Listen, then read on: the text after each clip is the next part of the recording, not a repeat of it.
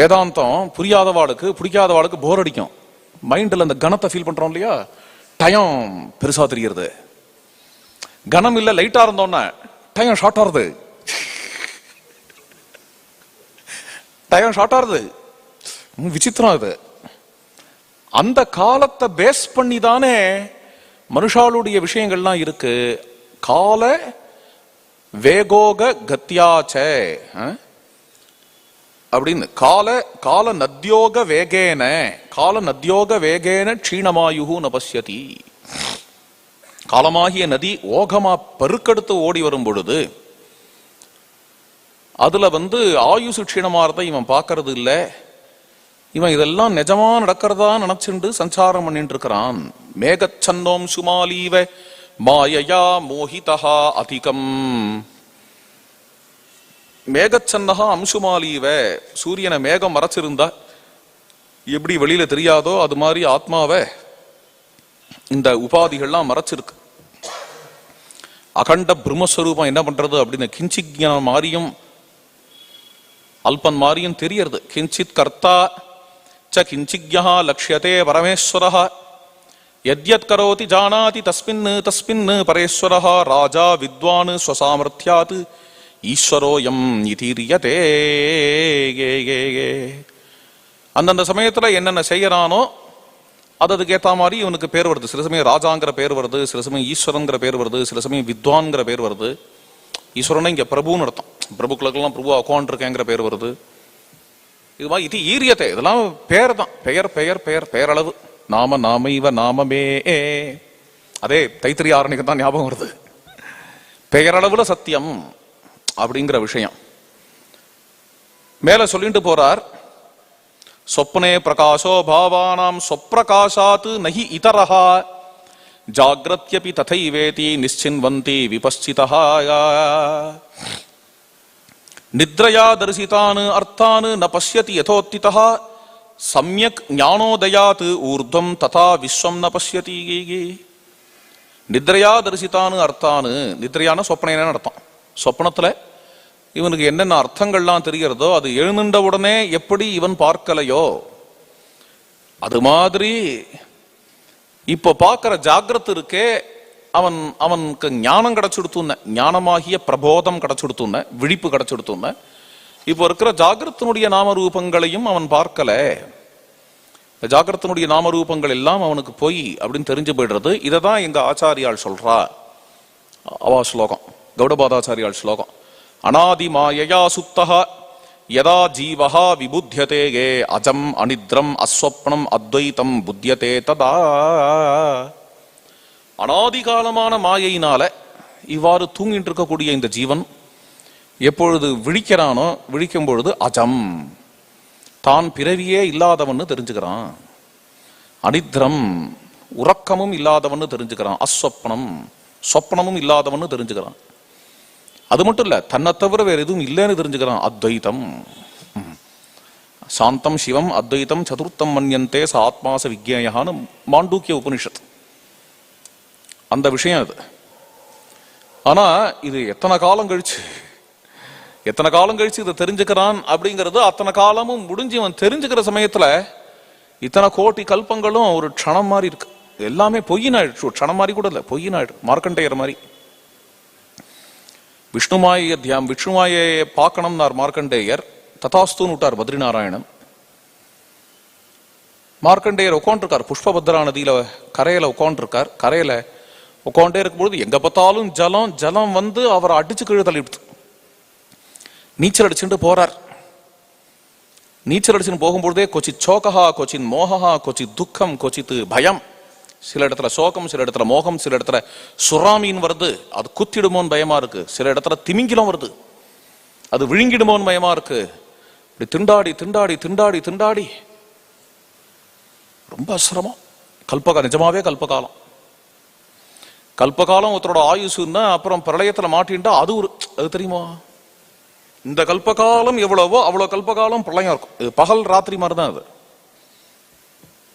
மன்வந்திரத்துக்கு மத்தியில வர பிரளயங்கள் அல்லது இப்போ நித்திய பிரளயம், அதாவது காலம் பிரளயந்து சாயங்காலம் வரைக்கும் இருக்கக்கூடிய நித்திய சிருஷ்டி, அது முடிஞ்சு நித்திய பிரளயங்கிறது ராத்திரியிலேருந்து காலம் வரைக்கும்.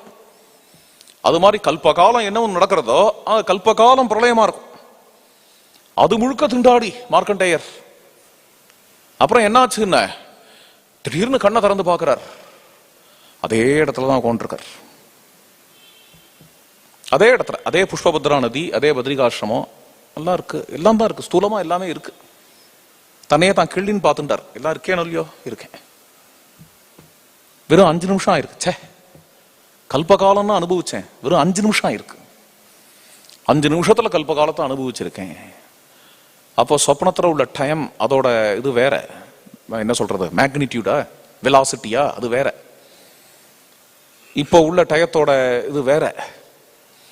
நன்னா இதுதான், ஓஹோ இதுதான் விஷ்ணு மாய, இதுக்குதான் மாயான்னு பேர்.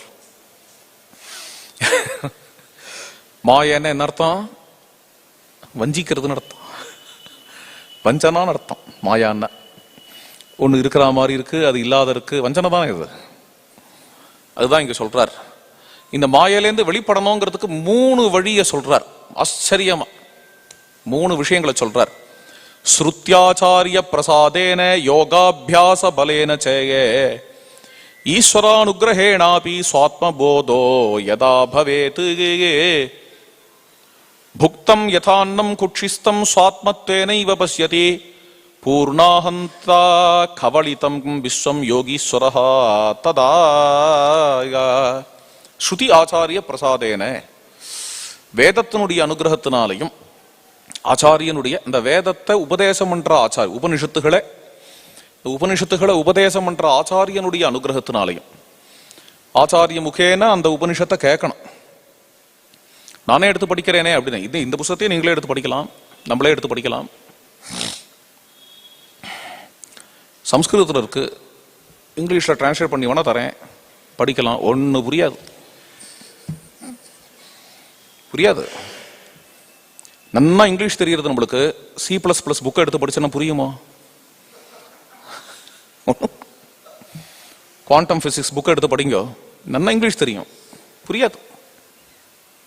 கார் ஓட்டுறதுக்கு டிரைவிங்கை பத்தி ஒரு புக் இருக்கு, அதை படிச்சுட்டு கார் ஓட்டிட முடியுமா? முடியாது. உட்காந்துட்டு கத்து கொடுக்கிறவர்னு ஒருத்தர் வேணும். ரொம்ப லௌகிகமான உதாரணங்கள் சொன்னேன். கார் ஓட்டுறதுக்கே அப்படிதாங்கும் பொழுது ஆன்மீகத்துல ஆச்சாரியன் இருந்தாதான் சாஸ்திரம் புரியும். அதனால அழகா ஸ்ருதி பிரசாதேனன்னு சொல்லி விடலாம். இதை ஸ்ருதி ஆச்சாரிய பிரசாதேன, வேதாந்தம்ங்கிற சாஸ்திரம், அந்த வேதாந்தத்தை உபதேசம் என்ற ஆச்சாரியன், அந்த ஆச்சாரியனுடைய அனுகிரகத்தினாலையும், அதுக்கப்புறம் உபாதிகளை நீக்கிக்கிறதுக்காக இவன் பண்ற யோகம், யோகாபியாச பலேனச்சே, இவனுடைய யோகம், அதாவது இவனுடைய மனசுல உள்ள அழுக்குகள் எல்லாம் நீக்கிக்கிறதுக்காக அவன் பண்ற யோகம். அப்புறம் பக்தி, ஈஸ்வரானுகிரகேணாபி, பகவத் அனுகிரகத்துக்காக காத்துட்டு பகவத் அனுகிரக பாத்திரமா ஆறான், கிருபா பாத்திரமா ஆறான். இவைகளால, இறைவனுடைய அருளால, ஈஸ்வரனுடைய அருளால சுவாத்மபோதா யதா பவேத், ஆத்மபோதம்ங்கிறது கிடைக்கும். அது கிடைக்கும் பொழுது என்ன ஆறுது அப்படின்னா, அன்னத்தை வெளியில பார்த்தாதான் 2வதா இருக்கும். இந்த அன்னத்தை ஒரு டிஃபன் பாக்ஸ்ல போட்டு தூக்கின்னு போனா கூட பாரமா இருக்கு. டிஃபன் பாக்ஸ்ல கட்டிட்டு தான் போறோம், பரான நியமம் இருக்கிறதுனால. டிஃபன் பாக்ஸ்ல எடுத்துட்டு அதை ட்ரெயின்லாம் தூக்கிட்டு போய் ஃபிளைட்லாம் தூக்கி போய் சிரமமா இருக்கு. அதை எடுத்து வாயில போட்டுண்டாச்சுன்னா சிரமமா இல்லை, உள்ள போயிடுத்து. ஏன் உள்ள போயிடுத்து சிரமமா இல்லை அப்படின்னா, அது நம்மளா எடுத்தது, அதுல பாரம் இல்லை. அது தனியா ஒண்ணு தூக்கினாதான் பாரம். புக்தம் யதா அன்னம் குட்சிஸ்தம் ஸ்வாத்மத்வேனைவ பஸ்யதி. அது மாதிரி இந்த அகங்காரம் அப்படிங்கிறது, இந்த அகங்காரம் அது வெளியில ஏதோ ஒரு வஸ்துல போய் அது ரிலேட் ஆகி, அது இது மேல அத்தியஸ்தமாகி, இது அது மேல அத்தியஸ்தமாகி, அத்தியஸ்தம்னா இம்போசிஷன், சூப்பர் இம்போஸ் ஆகுது. அதனால பெரிய பாரமா இருக்குமே தவிர, ஆத்மாவாவே இருக்கிறதுனால எந்த விதமான பாரமும் கிடையாது. அப்பேற்பட்ட ஒரு ஞானத்தை ஆச்சாரியானுகிரகத்தினால இவன் அடையறான் என்ற விஷயத்தை சொல்றார். இன்னொரு சின்ன விஷயம், அயம் கடஹா அயம் பட்டஹா இத்யேவம் நானா பிரதீதிஷு கூகு அர்க்க பிரபேவ ஞானம் தத்து ஸ்வயமேவ பிரகாசதேகே. இது கட்டம், இது பட்டம், இது இந்த வஸ்து, இது டப்பா, இது மேஜை அப்படிங்கிறதெல்லாம் இது தெரியறது, அது தெரியறது, தெரியறதுங்கிறது எல்லாத்துலேயும் பொதுவா இருக்கு. அந்த தெரியறது அப்படிங்கிறது அர்க்கப்பிரவே சூரிய பிரகாசம் மாதிரி அந்த ஞானம் சுயமே பிரகாசிக்கிறது. இந்த தெரியறதுங்கிறது ஒண்ணு இல்லாத போச்சுன்னா ஜகத்தே இல்லையே. ஞானம் நச்சேத்து ஸ்வயம் சித்தம் ஜகதந்தம் தமோ பவேத் நச்சேத்து அஸ்ய கிரியா காச்சித் விவகாரா கதம் பவேத். எவனுக்கு தெரியறதுன்னே ஒண்ணு இல்லையோ ஜகத்து இல்லை, தெரியறதுன்னு ஒண்ணு இல்லைன்னா அப்புறம் கிரியையும் இல்லை. கிரியான்னா என்ன? ஆஃப்டர் ஆல் கிரியா நாம பரிஸ்பந்த பரிணாம ஸ்வரூபிணி ஸ்பந்தமானே பகிர்ஞானே தது அங்குரவத்து உத்பவேத்து. கிரியாங்கிறது, கிரியான செயல், செயலுங்கிறது என்னன்னா இந்த இடத்துல எந்த ஒரு சம்வித்து இருக்கோ, சைதன்யம் இருக்கோ, இந்த ஞானம், அந்த ஞானம் பரிஸ்பந்த பரிணாம ஸ்வரூபிணி, அதனுடைய பரிணாமம் மாதிரியா வெளிப்பாடு, அதனுடைய வெளிப்பாடு தான் கிரியா. அதை தவிர கிரியான்னு ஒண்ணு இல்லை அப்படிங்கிறத தெரிஞ்சுக்கணும். என்னென்ன கிரியெல்லாம் இருக்கோ, கரோதி கச்சதி உன்மார்ஷ்டி சினத்தி, எதெல்லாம் இருக்கோ இதெல்லாம் இந்த ஞானத்தினுடைய பரிணாமம் மாதிரி காட்சி அளிக்கிறது. ஒரே ஆத்மா பிரம்மாவிலேருந்து ஆரம்பிச்சு அமீபா வரைக்கும் ஒரே ஆத்மா. சிவோ பிரம்மாதி தேகேஷு சர்வஜ்ஞ இதி பாசதே தேவ திரியங் மனுஷ்யேஷு கிஞ்சித்யா தாரதம்யதஹா. தாரதம்யத்தினால இவாளை விட இவாளுக்கு நிறைய தெரியும், அவளை விட அவளுக்கு நிறைய தெரியும், இவாளை விட இவா பிரபு, அவளை விட வா பிரபு, அவளை விட வா பெரியவா அப்படிங்கிற விஷயங்கள் எல்லாம் சரீர மனசு விஷயங்களே தவிர இது எல்லாத்துலயும் இருக்கக்கூடிய ஸ்வரூபம் அப்படிங்கிறது அனாதியாவும் அலாதியாவும் இருக்கு. பேதங்களோ தாரதமியங்களோ உபாதிகள் இருந்துட்டே இருக்கு. பிரம்மாதி ஸ்தம்ப பரியந்தாக சொப்ன பிரம்மாதி ஸ்தம்ப பரியந்தா சொப்ன கல்பை வகல்பனா சாட்சாத் கிருதே அனவச்சின்னே பிரகாசே பரமாத்மனி அனோரணீயான் மகதோ மஹீயான் இதி வேதவாக் ருத்ரோபனிஷத்து அபி ஏவம் ஸ்தௌதி சர்வாத்மகம் சிவம். அந்த அடிப்படையான சைத்தன்யம் இருக்கே, அது அணுவுக்களுக்கெல்லாம் அணுவா இருக்கு, மகத்துக்கெல்லாம் மகத்தா இருக்கு என்று வேதம் சொல்றது. அனோரணியான்கிறது வேத வாக்கு. இப்படிதான் ருத்ரோபனிஷத்தும் சொல்றது. ருத்ரோபனிஷத்துங்கிறதுக்கு அப்படி ஒரு உபனிஷத்து இருக்கு போல் இருக்கு. அதுல என்ன சொல்லி இருக்குங்கிறதெல்லாம் கீழே விளக்கத்துல எழுதுறா. சுரேஸ்வராச்சாரியாளுக்கு விளக்கம் கொடுத்தவா எழுதுறா. அடியனுக்கு ருத்ரோபனிஷத்துன்னு உடனே எனக்கு பட்டுன்னு மனசுல பட்டது என்னன்னா, இப்போ பாராயணம் பண்ணாமே அதுதான். யஜுர்வேதத்தினுடைய மத்திய பாகமாக இருக்கக்கூடிய ஸ்ரீருத்ரம், இந்த ருத்ராத்தியாயம் இருக்கு இல்லையா, இந்த ருத்ராத்தியாயத்துல சர்வம் ருத்ரமயம் அப்படின்னு இருக்கு இல்லையா, இவ்வாறு ருத்ரோபனிஷத்து அபி ஏவம் ஸ்தௌதி சர்வாத்மகம் சிவம். இவ்வாறு ஸ்ரீருத்ரமானது சர்வாத்மகமாக பிரம்மத்தை ஸ்தோத்திரம் பண்றது. இங்கதான் வருது இந்த ஸ்லோகம். இந்த ஸ்லோகத்தோட இந்த முதல் பாகம், அதாவது இதெல்லாம் ஒவ்வொரு பாகமா உல்லாசம்னு பேர். முதல் உல்லாசம் பூர்த்தியாகிறது இந்த ஸ்லோகத்தோட. ஈஸ்வரோ குருராத்மேதி மூர்த்தி பேத விபாகினே व्योमवत् व्याप्तदेहाय राम राम दक्षिणामूर्तये नमः.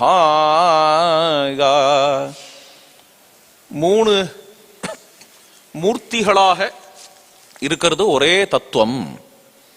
ஈஸ்வரன் குரு ஆத்மா.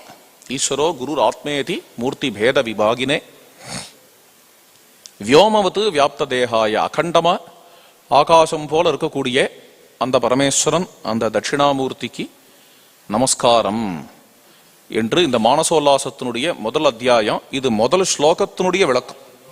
விஸ்வம் தர்ப்பண திருஷ்யமான நகரீதுல்யம் நிஜாந்தர்கதம் பஷ்யன் ஆத்மனி மாயையா பகிரிவோத்பூதம் யதா நித்ரயா யசாட்சாத் குருதே பிரபோத சமயே சுவாத்மானமேவாத்வயம் தஸ்மை ஸ்ரீ குருமூர்த்தையே நமயிதம் ஸ்ரீ தட்சிணாமூர்த்தையேங்கிற பிரதம ஸ்லோகத்தினுடைய வியாக்கியானமாக விளக்கமாக இப்போ முதல் உல்லாசத்தை பார்த்தோம். மேல தொடர்ந்து நாளைக்கு பார்க்கலாம்.